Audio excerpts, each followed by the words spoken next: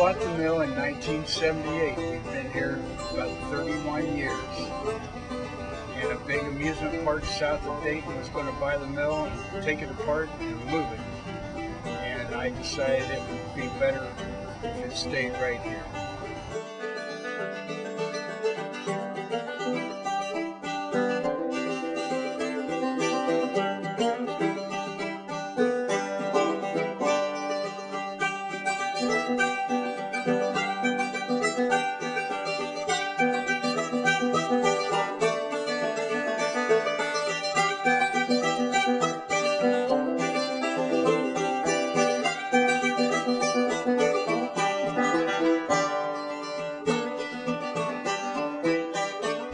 No one operating the mill the first 3 years before we bought it, but it's all water powered.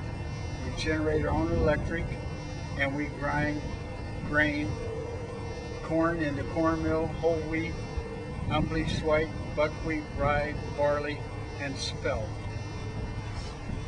In 1848, Gabriel Bear purchased the mill, heard about the French burr stone. These stones were sought after by world millers because they kept cool in the grinding process. Gabriel Bear got on his horse, rode the coast, got on a ship, went to France. 2 years later, he came back with these 3 French burr stones, and they cost $6,000 a set in 1848. That's about $150,000 today.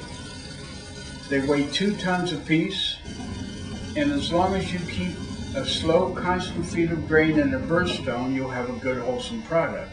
If you feed it too slow, the 2 stones touch, overheats, kills your vitamins and minerals. A burnt smell comes up and out of the stone, hence the phrase, keep your nose to the grindstone. We have 35 acres, 9 acres of water. We have 2 dams, one 165 feet long. The other dam upstream is 65 feet long, and when we have high water, water bypasses the big dam, goes across the little dam, and bypasses the mill. The mill race, put in 1848, is 10 feet deep, 25 feet across, 800 feet long, hand dug by school kids, 50 cents a day in 1847-48. And at the end of the mill race was the foundation of the old sawmill that President James Monroe granted to Major George Adams.